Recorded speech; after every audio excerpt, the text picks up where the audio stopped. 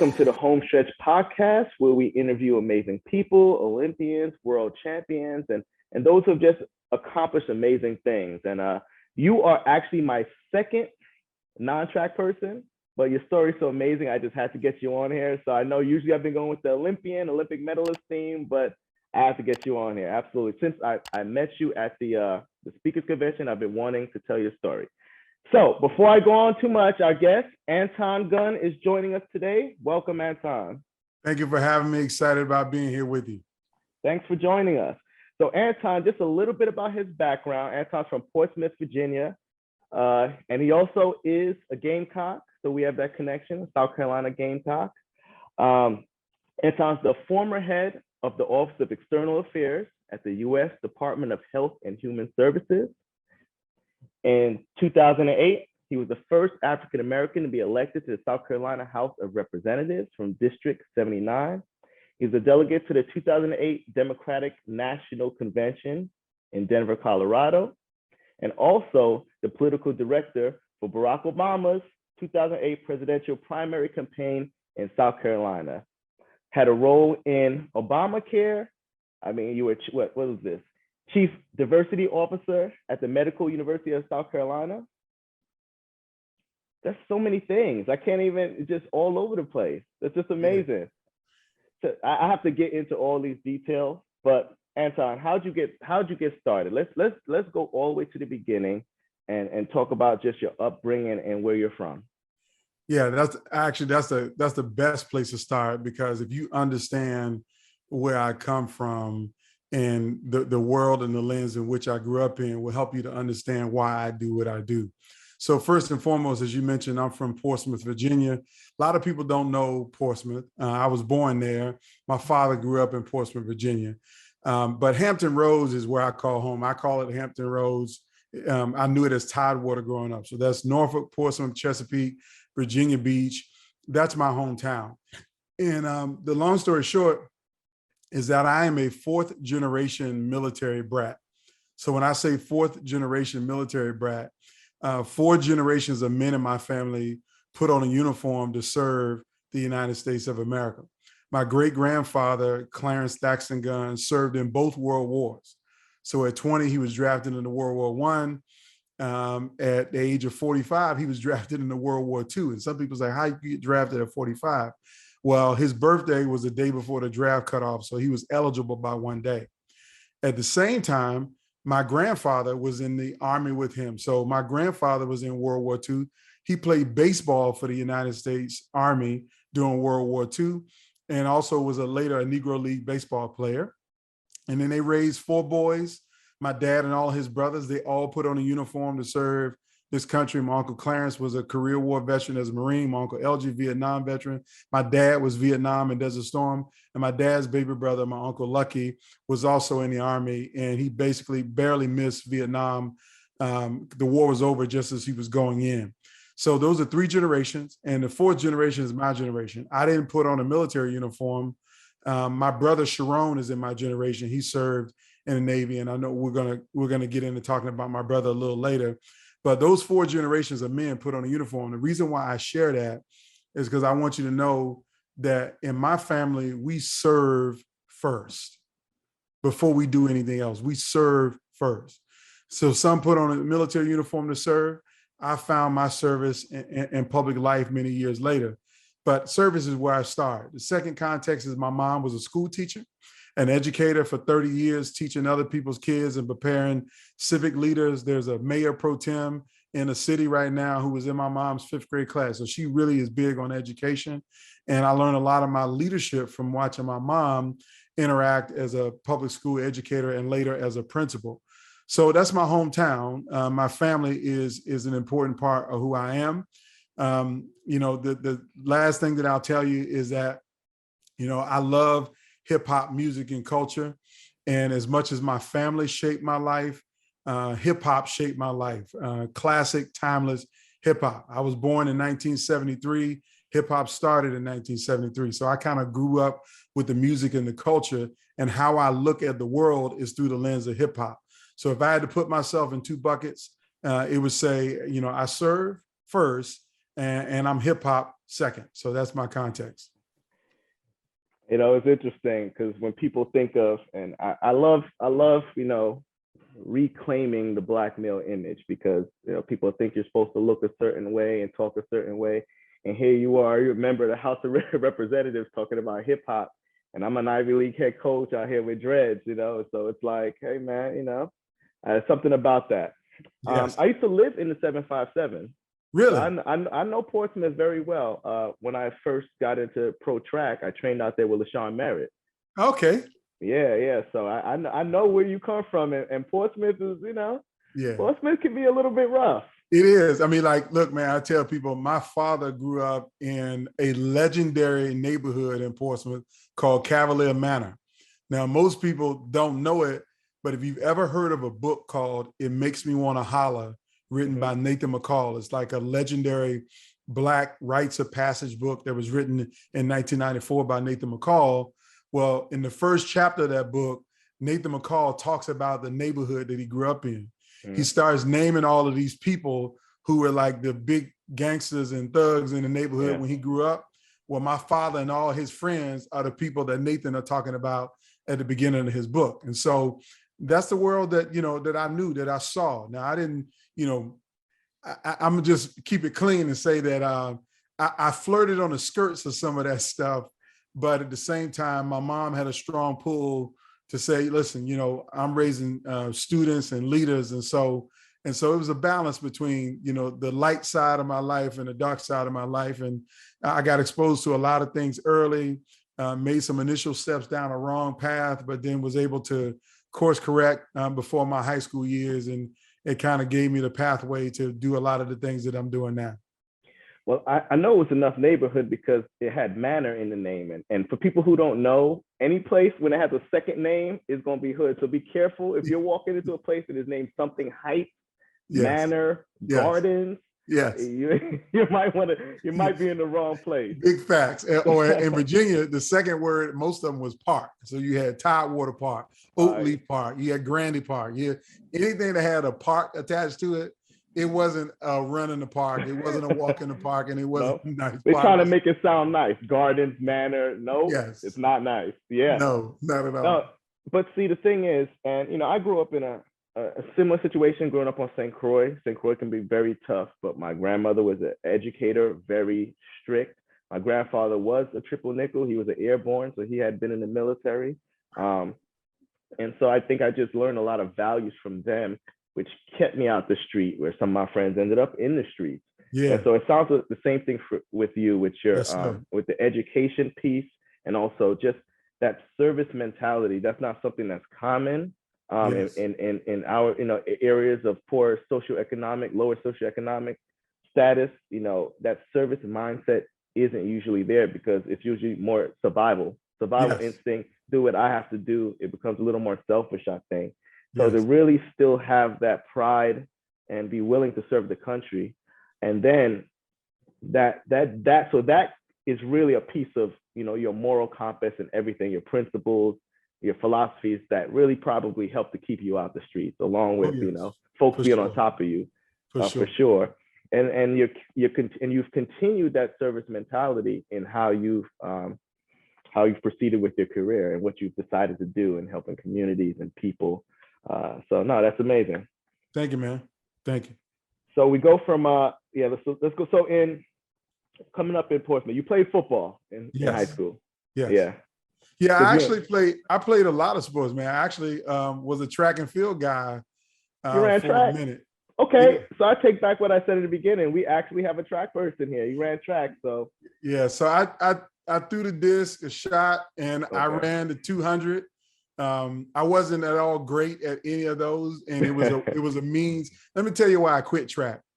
Because if I'm gonna run 200 yards, I need to be able to hit somebody at the end of it. There was nobody to hit at track, so I was like, I can't do this no more. So I went back to the football field. But basketball, football, track and field, I wrestled as well. All of these were 9th through 12th grade. So I played a lot of sports. And football just happened to be the one I was the best at. Basketball was my first love, because, if you grew up in the 757, names started to ring out in terms of basketball legends like Allen Iverson, Alonzo Mourning, J.R. Reed. I mean, those are my contemporaries when I was in middle school, high school years. And so basketball was everybody's first love, but football, I just happened to be better. And I think I was in the start of the 11th grade, and my first college recruiting letter came from the University of Michigan. And then the next was Ohio State. Then the next was UCLA, and then Penn State, and then, Northwestern. And I mean, the schools started pouring in. And I think, by the end of the day, it was like, 54, 55 D1 schools were all, sending me information and offering me scholarships to play college football. Wow, that's pretty impressive. I was a walk-on, so I walked on to South Carolina, so I didn't quite have it like that. So you were nice. You had skills. Okay. Yeah. I was a little talented. I was fast. I was a tall kid, 6'4". In high school, it was about 225, but I was fast. I mean, I ran a 4.61 40. I played tight end. And so a lot of schools was like, if nothing else, he got size and he got speed. And I was raw talent. I was seriously raw talent. I never lifted weights. So I didn't really, condition my body, just big and fast. And, back in, early 1990s, all you needed to be was big and fast. And that's right. And the schools would get you there, and then they would shape you into the athletes that they wanted you to be. Okay. And how'd you end up at SC?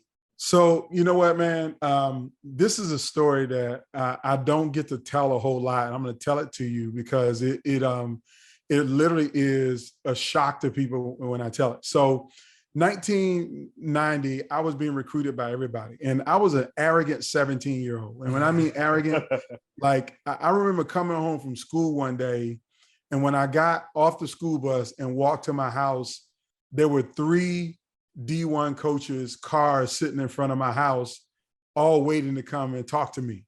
What? And I walked in the house and I let them sit outside for like 45 minutes and wouldn't come to the door because I came home and I ate my cereal, right? So I had some arrogance about me, right? And I had schools, I was segregating schools. Like, if I liked your logo, I would keep that letter. Or if I didn't like your logo, I would throw it in a box and I would let my little brothers play with it. I mean, I was like super arrogant, right? So this is where it comes full circle. So when I'm making my list of, a bunch of schools. I had UCLA on my list. I had Stanford on my list. Michigan was on my list. Ohio State on my list. So all Big Ten, Pac-10 schools. I didn't really have anybody in the South on my list. The only school in the South that was on my list was Virginia Tech, because I was a Virginia kid. And then I had NC State for some reason. And I think it was because their coach was like the nicest guy. His name was Robbie Caldwell, and I kind of liked him. So I'm getting these phone calls and I'm trying to line up my recruiting visits. You get 5 D1 visits. So I said, okay, I'm gonna go to UCLA. I'm gonna go to Ohio State. I'm gonna go to this place. So I'm lining them all up, right? And literally my phone was ringing and I'm preparing to go to Ohio State. So I called the coach and said, okay, I'm gonna come on a visit. He says, okay. So he calls me on I think like a Tuesday. I don't even remember the coach's name. He says, Anton, we really want you to come and visit. We're looking forward to your visit at Ohio State. And I said, cool, coach, I'm looking forward too. And he says, well, we got a little problem. I said, what's the problem? He says, somebody in the front office forgot to book your ticket, and we can book it today, but it's going to cost like $900. And I was like, yeah, okay. And he says, we want to make sure you're committed to Ohio State before you come on a visit. I was like, committed? I said, I'm committed to take a visit. That's crazy. He's like, no, we need you to commit before we buy the plane ticket. I was like, man, I got 3 more visits. I ain't about to commit to y'all. You crazy? And he was like, well, hold on, son. Coach John Cooper wants to talk to you. That was the head coach at Ohio State. So he puts John Cooper on the phone, and Coach Cooper begins to lecture me about the greatness of Ohio State football. At least that's how I interpret it. And he was just trying to sell the school on me. And he was talking about all the great athletes and Heisman Trophy winners and Archie Griffin and all of these other things. And I was listening to him. And as he kept talking, I kept pulling the phone further and further away because I didn't want to hear no more. You know why? Because my phone had beeped like 5 times while he was talking to me. And so I finally said, Coach, you finished? He says, yeah. I said, well, look, you can keep your visit because I ain't coming. And I got 5 other schools that's calling me right now. I ain't coming. And I hung up on him. And then as soon as I hung up, I was like, oh crap, I just hung up on Ohio State University. Now, some people were thinking I'm sad because I hung up on a big school. No, I was upset because I didn't have nothing to do that weekend. I was planning to go on a visit and I didn't want to sit at home with my mom and my brothers. And so when I hung up the phone, I panicked and the phone rang 2 seconds later. And I picked up the phone and I thought it was the Ohio State coach calling back. However, it wasn't. It was a coach from the University of South Carolina. His name was Brad Lawing, and he says, Anton, we've been calling you. I've been coming to your high school. You never come out to class to talk to me. Did you get all the letters that we've been sending you? We want to talk to you about becoming a Gamecock. And I was like, what's a Gamecock? And I said, hold on a second, coach. And I put the phone down and I ran upstairs into my brother's room because I told you the schools that I wasn't interested in, their logos, I threw them in a box and gave them to my little brothers. So I go into my brother's room and I open up this box. And it's like 100 letters from the University of South Carolina unopened in this box. Like I never even opened them up. So I was like, University of South Carolina. And I get back on the phone and I say, hey, coach, could you have me on a visit this weekend? If I come down, would you have me on a visit? He said, absolutely. We can't fly you down, but we'll pay your mileage if you can come down this weekend. I've been wanting to get you down on a visit.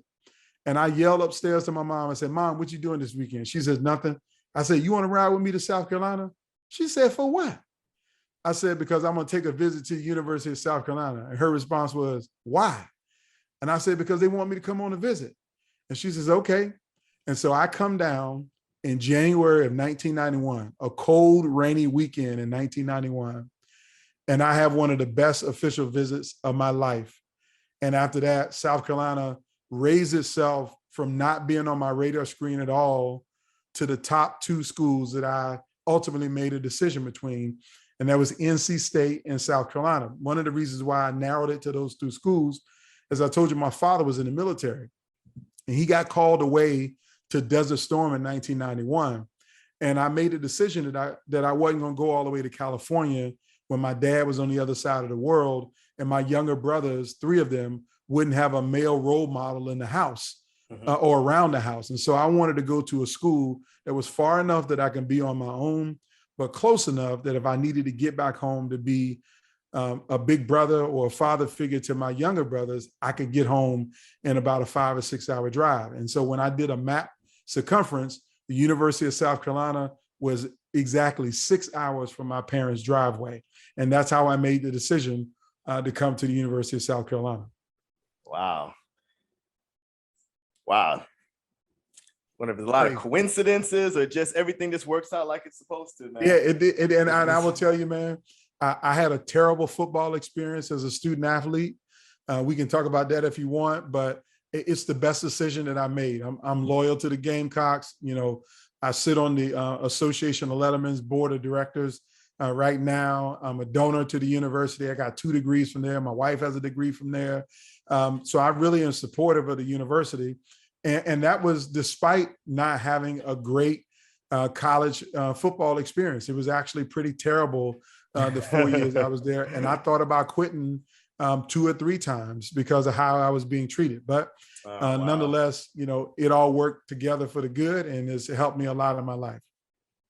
Okay. And while you were in school playing football, in what ways were you preparing for your future political career? You know, that's a great question. So I'll tell you the 3 strongest points that prepared me for my life after football, my life in politics related to the University of South Carolina. The first one was an academic advisor at USC by the name of David Coryell. Now, he passed away 2 years ago, and a lot of people don't know him or don't remember him, but he was the head of academic affairs at USC. And so it was like after my freshman year, I was down in the dumps. I wanted to quit football. I hated my coaches. I hated the environment that I was in. I was miserable. I was borderline depressed. And one day I was leaving the Academic Enrichment Center outside of the Roost. And David Coryell said, Anton, can I talk to you for a minute? And I was like, sure. You know, what's up? He says, Anton, he says, I just want you to know something. He says, you're so much more than a football player. And I looked at him strangely. I said, what are you talking about? He says, you remind me of an athlete that I had when I was the academic advisor at UVA, University of Virginia, which we all know is an elite academic school. And I was like, well, who are you talking about? He says, you remind me of Yusuf Jackson. Do you know who Yusuf Jackson is? I was like, I have no idea who Yusuf Jackson is. He said, well, Yusuf Jackson is Jesse Jackson's oldest son, the political leader, Jesse Jackson, who ran for president in 84 and 88. And Yusuf played football at UVA, but he saw himself much more than a football player. He actually ran for student body president while he was at UVA and is an incredible leader. And I see you the same way that I see Yusuf Jackson, that football is not going to write your story, but who you are as a leader going to write your story. And for that first time, it was somebody at the University of South Carolina who built me up as a human being rather than tore me down the way my coaches did. And it just made me rethink my positioning at the university. And that led to me becoming the founder and the first ever president of the University of South Carolina Student Athlete Advisory Committee. So I created the University Athletic Advisory Committee that exists today at the university. I was the That's first. a big deal. Yeah, it is. And I was the first student athlete to serve, to represent the university at the SEC Student Athlete Advisory Committee. So I was the first representative on behalf of the university to the SEC. And I just kind of started being an influential leader. That's the first thing. Second thing is that a track and field guy helped me out tremendously. Actually, two track and field guys who also were football players. Their names were Jerry Inman, who was a defensive back from Virginia Beach. He was from Richmond, Virginia, but he was from Virginia like me. And so that's how we got along. And his roommate was a guy named Ron Willis. Ron Willis was 6'8", 275 pounds, and he threw the hammer. As a matter of fact, he is being inducted into the USC Athletics Hall of Fame this year for being a three-time All-American, six-time All-SEC. He was our first individual SEC champion in track and field, and he was the first African-American to win a national championship on behalf of the university. Both of them were members of Kappa Alpha Psi Fraternity Incorporated. And when I stayed with them in the summer of 1993, I saw two student athletes who were not just athletes, but they were involved on campus, and they were having intellectually stimulating conversation around business, around politics, around social issues. They weren't talking about the run-of-the-mill stuff that I heard most, athletes talk about. They weren't just talking about girls and talking about going to the party and, who we can get a hookup from. They were literally talking about world affairs. And those are the kind of things that I thought about every day, but I never felt comfortable voicing them around my teammates because nobody wanted to talk about what's going on in the Middle East or what's going on, in national politics and, Newt Gingrich trying to take back control of the House. Nobody wanted to talk about that in college, but I did. And I met two brothers who had that level of conversation. And then I met their line brothers, Steve Benjamin, who's now the mayor of Columbia, South Carolina, who was student body president at USC. Patrick Davis, who was president of the NAACP. Marlon Wolford, who is vice president of the African American Student Association. So these six Kappas were leaders in politics at school. And I was like, whatever they're doing, I want to be a part of. So I pledged Kappa Alpha Psi in 1993 and became its president shortly thereafter. So I was the chapter president. So that's the second thing. Then the third thing was my line brother. His name is Jermaine Britton. He ran for student body treasurer in 1995, and I worked on his campaign.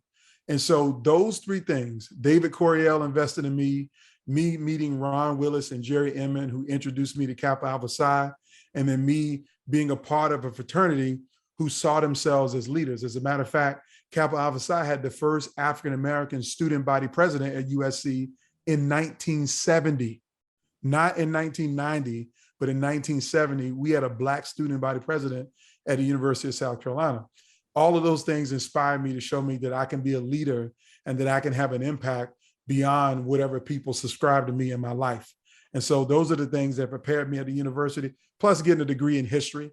I got a bachelor's in history. We weren't a lot of football players who got degrees in history, but I did. And it actually all work to give me the kind of framework, the background, the knowledge, the understanding, and the guidance that I needed to go where I wanted to go.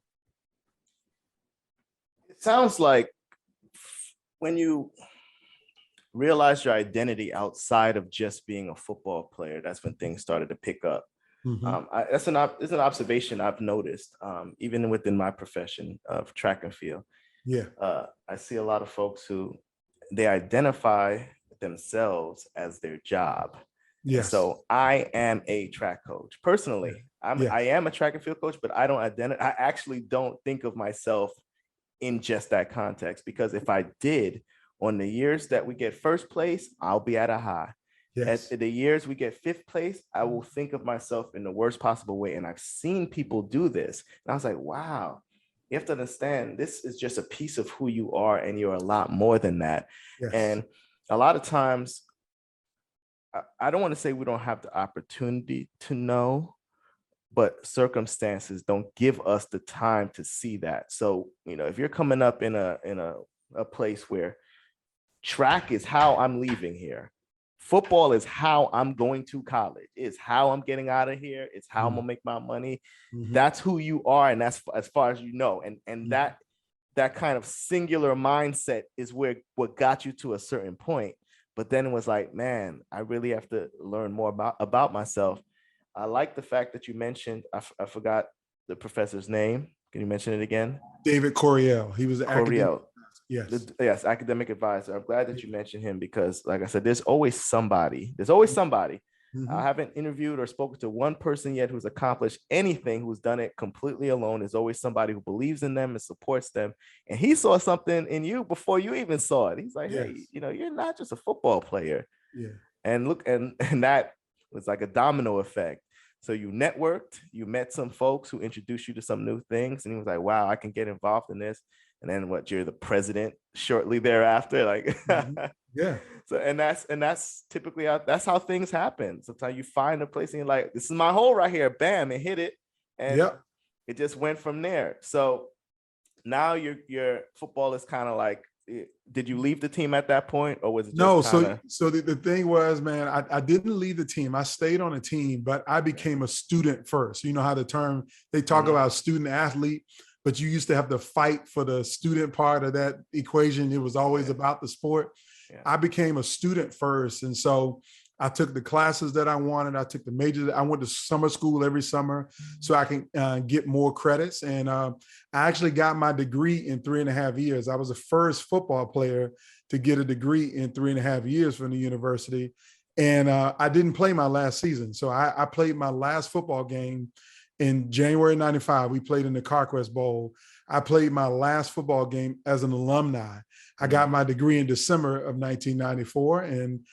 And so in January 95, I was an alum playing college football. And so that's when I made a decision that I was done. I had another year eligibility. I probably should have stayed and tried to work on a master's degree, but I was so done with football. I wanted to get away. And I literally left the school at that point and tried to take my shot at life, and then got hit with a whole nother set of hurdles and challenges. That's and the challenges, how it goes. The main point for me is that because I was a football player, I played at a time where it was illegal for student athletes to have jobs. You could not work.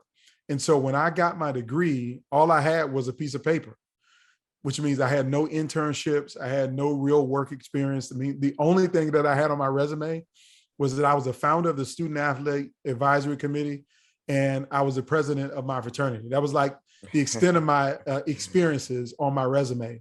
So for the next 18 months, man, I struggled to find a job. I used to cry myself to sleep at night because people would say, you're smart, you're bright, you're articulate. We can tell that you got some leadership skills, but you don't have any work experience, so we can't offer you a job. Man. And nobody offered me a job. Let me jump in there because I had a good experience at South Carolina, but I will say that there was a very clear difference between South Carolina and Cornell. And what I've experienced in my going on 9 years in the Ivy League and at Cornell is that it is very different. I was a good student, but when I left South Carolina, I did not even know what to do as far as finding a job. I was working in Home Depot, trying to run Pro Track, working at Home Depot, high school, coaching at a high school, still trying to train. And I really didn't know what to do. Whereas at Cornell, it's very different. Yeah. Many of the members on my team have their internships their junior year, and they know where they're actually going to be working after their senior year. And they actually have job offers lined up with Facebook and Intel and all these reputable companies already after junior year. So they can just, they already know where they're working, and they have multiple options. And that's something that I didn't know really existed because it wasn't my experience. And so we do treat sports a little differently here. Yeah, so no doubt. And so when I was at Harvard in 2014, I spent some time at Harvard as a fellow in the Institute of Politics. I had 6 students who all were like interns for me. They were my, support team, if you will, students who were like interning with me for the semester. And I can tell you that I had 2 freshmen who knew what they were going to do when they finished school. Like they were freshmen there, and they already had a clue. Yeah. I had 2 juniors who had just come off of some great internships, and I had 2 seniors. And the 2 seniors that I had a whole litany of summers where they worked at Procter and Gamble.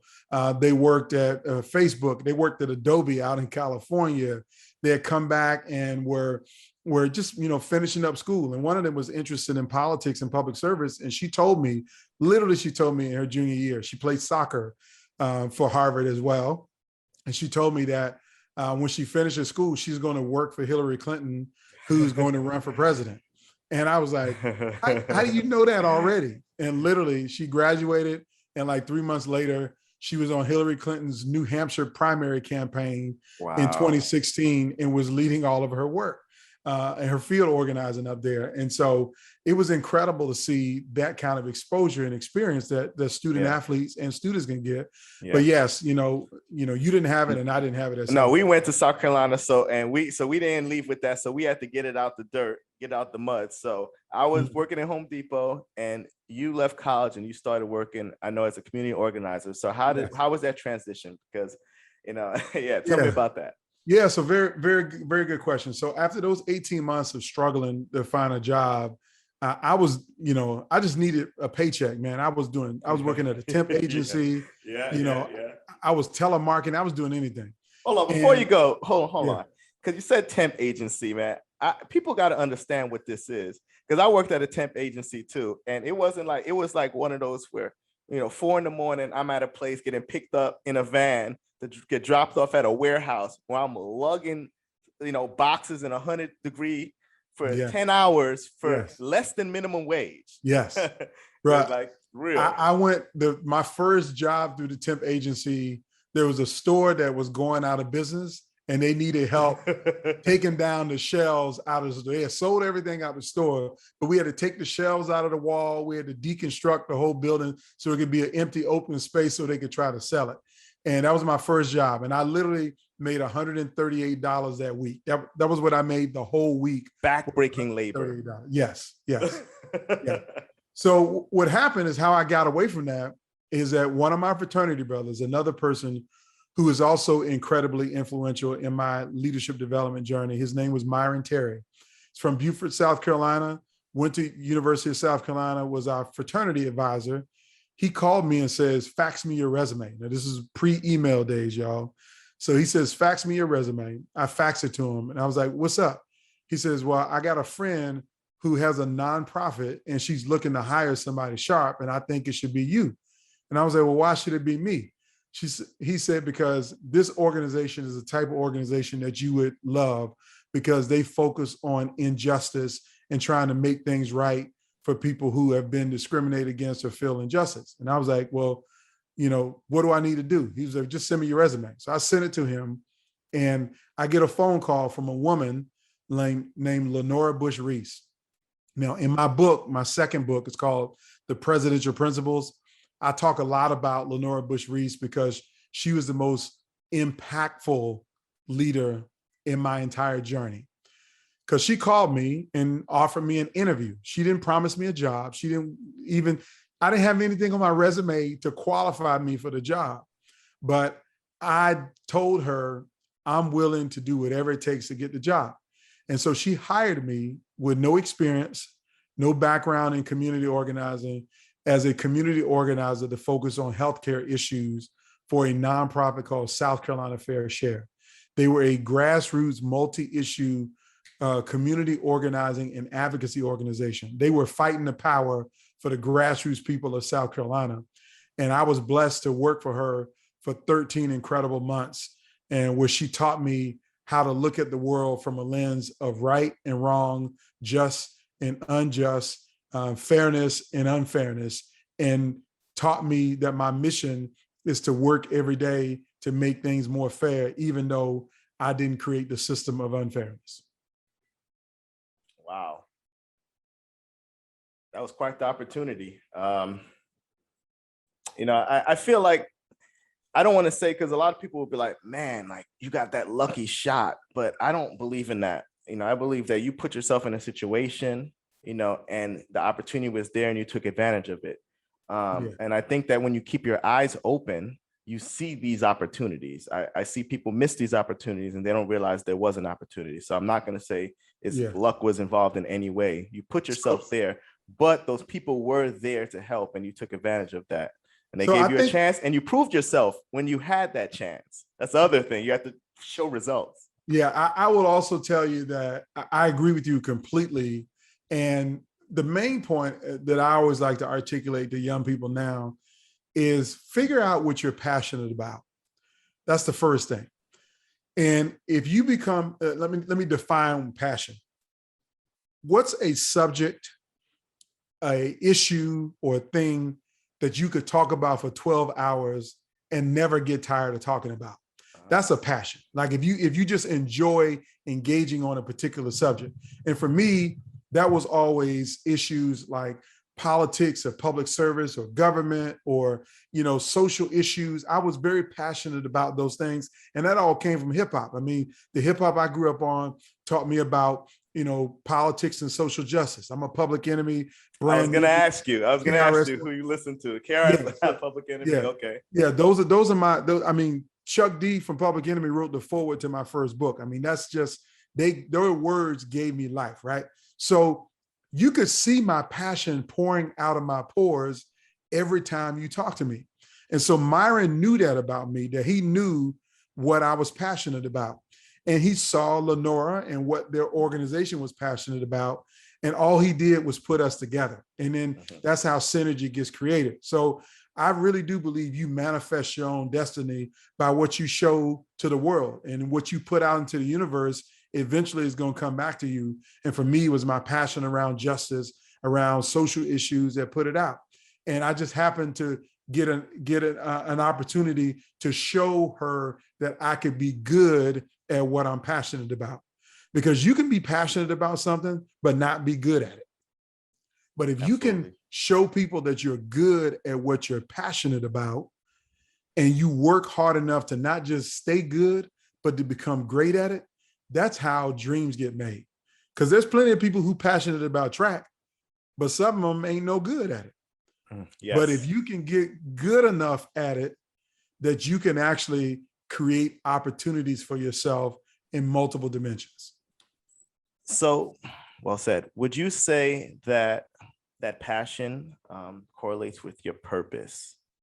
Yes. That is your purpose? Because when I think of, when you talk about service, and that was kind of the philosophy or your family, and it was instilled in you.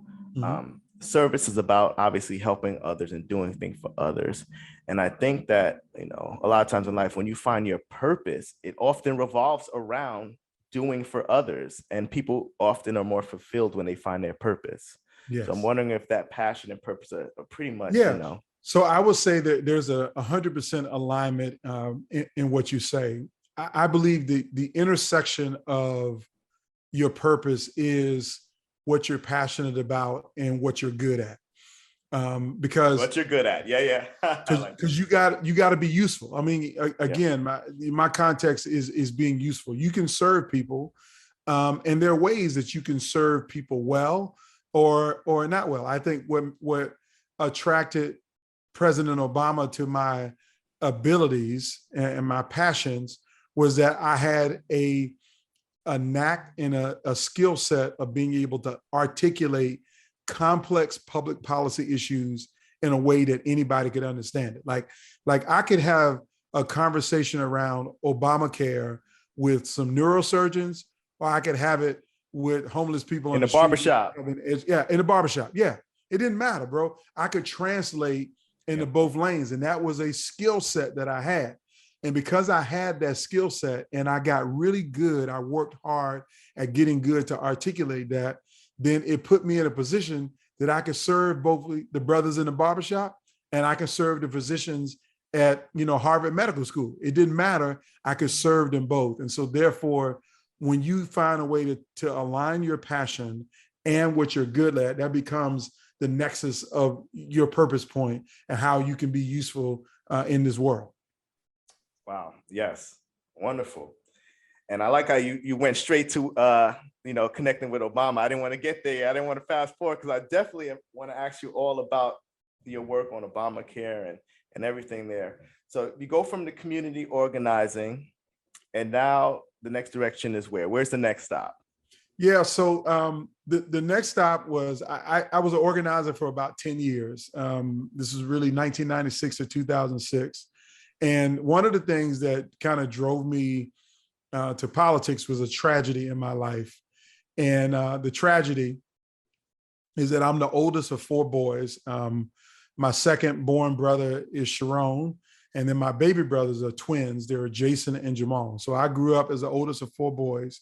And my entire life, I was the big brother, the consummate big brother, shaping my brother's decisions, doing everything in my power to keep them safe and protect them. As a matter of fact, my mom told me, that my job is to make sure that my brothers don't get hurt by anybody or anything else. And I took it seriously.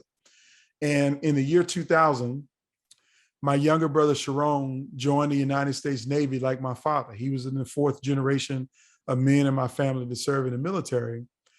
But unfortunately, 9 months after joining the Navy, my brother was killed in a terrorist attack by two Al-Qaeda suicide bombers when they attacked the USS Cole on October 12, 2000 in Yemen in the port there. It's a foreign country in the Middle East near the Persian Gulf.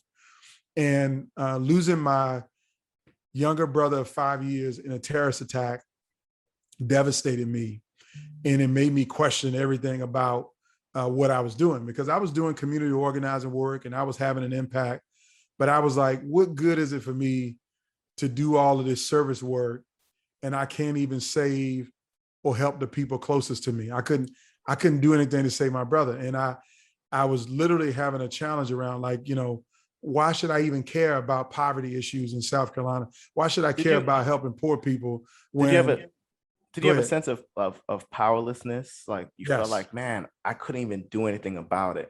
Yeah. And even beyond that, they were suicide bombers. So it's going to be on YouTube. Probably have to blip that. But so it's not even anyone to get retaliation against. Yeah. It was definitely helplessness. There was this, sense of injustice, a huge sense of injustice, because, a lot of people who experience tragedy or at some level of injustice, they get to face their accusers in court. Exactly. They get to, have some recompense in some kind of way. But these two dudes blew themselves up. They killed themselves. And then Osama bin Laden was the person that nobody could ever find, that, that he was, invisible in some cave in the middle of Afghanistan. And that's how we ended up in Afghanistan in the first place, is because of things like the USS Cole. And so for me, it was powerlessness and it was anger. And I was like, there's no point in me trying to save the world when I just need to go back to Virginia and take care of my mom, my dad, and my other, two brothers that I got living. And I wanted to give up. But I listened to a lot of motivational tapes and CDs during those days. And Les Brown had a motivational tape where he said, life will knock you down.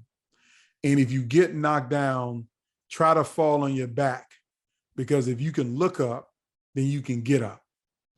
And for some reason that stuck with me, because I felt knocked down. I felt like helpless and purposeless and and that the world was completely unfair and unjust to me. But I made a decision that in my darkest hour, I would do what my family has always done, which is I'm going to serve other people. And when I made the decision that in my greatest pain, that I was going to help other people who were in pain, is when I started to see more around how I could have a bigger impact. And I got this white hot passion to say, you know what? I can't just stay a community organizer or a nonprofit executive for the rest of my life. You know, I want to serve in public life. I want to be a leader who's willing to be authentic and accountable in public service. And so it was, you know, roughly 6 years after my brother's passing that I decided to run for public office the first time. I ran for the state legislature in 2006, and I ended up losing by 298 votes. And it was 3 months later when I met Barack Obama, ended up working on his presidential campaign. And then 2008, I ran for the legislature again, and that's when I got elected. And so I quickly made a transition from nonprofit advocacy and community organizing work to politics and public service, you know, in 2006. And that kind of was my life until 2014. What was you said, how many years was that in between? So literally, I was an organizer from 1996 to 2006. And in 2006, I ran for office and lost. I started working for Barack Obama in 2007. And he won the South Carolina primary, where I was the political director of the primary campaign. And then he continued to run for president. And I quit the campaign. I still wanted him to be president, but I was more passionate about serving in South Carolina. So in 2008, I ran for the state legislature again. I got elected. I served one term till 2010. And then while Barack Obama was president in 2010, his team reached out and says, hey, we want you to come help us to implement the Affordable Care Act. Would you accept a presidential appointment? And I accepted the appointment, and the rest is history. Absolutely. So this is, you know, I want you to repeat that because, okay, folks, if you watch the podcast, there's just some things that at some point you have to see the pattern. Okay, it's every single conversation we have. You went through a lot. There's no avoiding this. You went through a lot, and you were at the point where you wanted to give up. There's no avoiding this. We all get there. This is the point where it's in your hands as to where your destiny is, okay? You can give up, or you can do what he did. What's the one word I always say? Make a decision. I love that you said it. You said it twice. I made a decision. None of this happens. None of it, ever. It will never happen if you don't make a decision.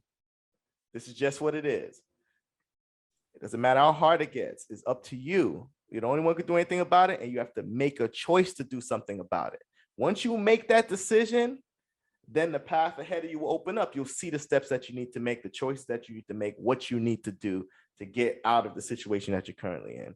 Yes, you need support. Yes, you need people to help you, but you need to help you too. You need to believe in you.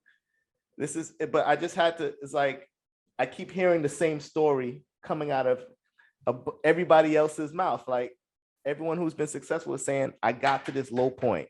And people don't know that. And I want to emphasize it because a lot of times they'll see you, they'll look at you. Oh, look how amazing you are. You're so lucky.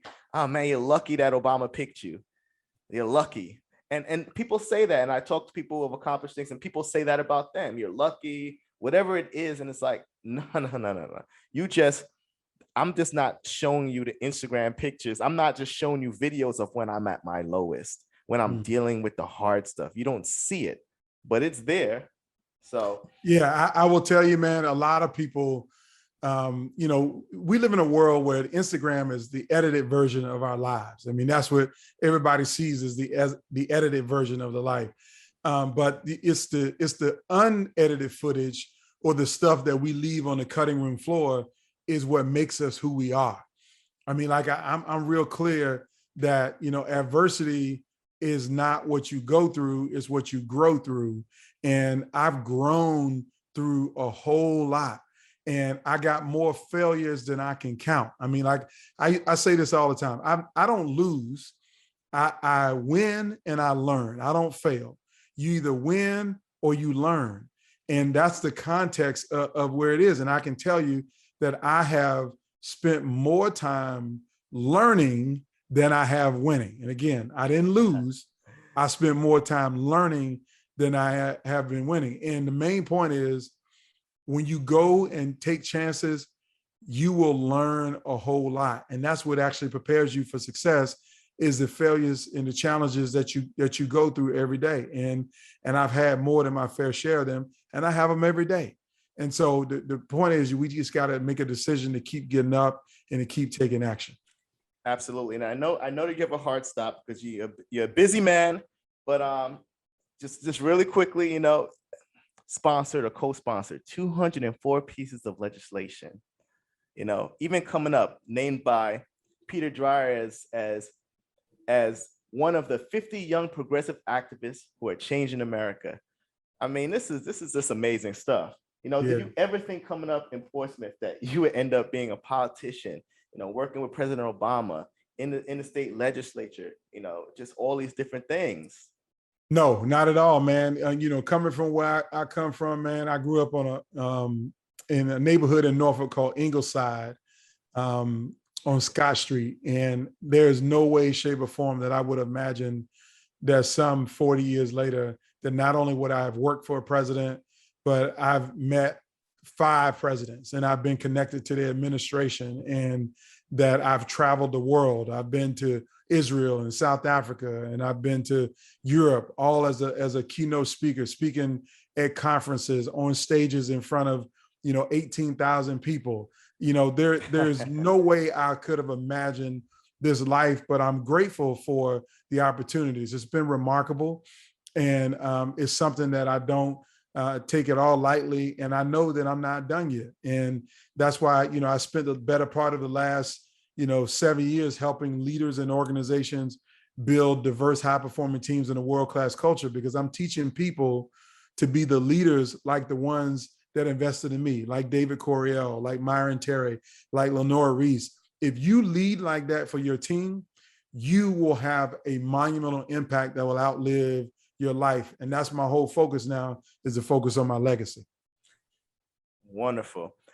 Really quick before you go, definitely need to plug your books, your social media. How can we find you? How can we follow you? Yes, that's a great question. And so first, go to my homepage, antongunn.com. That's where everything is. You'll find my blog there. I blog every week. If you're interested in getting better as a leader, you can check out my blog.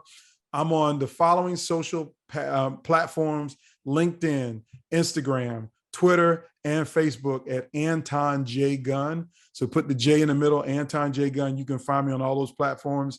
Please connect with me on LinkedIn, because that's where I spend most of my time helping and engaging with people, because I can learn about you and you can learn about me and what we both can do to help make the world a better place. Excellent. Excellent. Anton, thank you for joining me. I have to get you back on because I have some more questions for you. Yeah. So I got to get you back on. I'd be happy to come back. You're a Gamecock through and through, man. So yes, we sir. can definitely do this again. All right. I appreciate it. Anton Gunn, everybody. Thank you.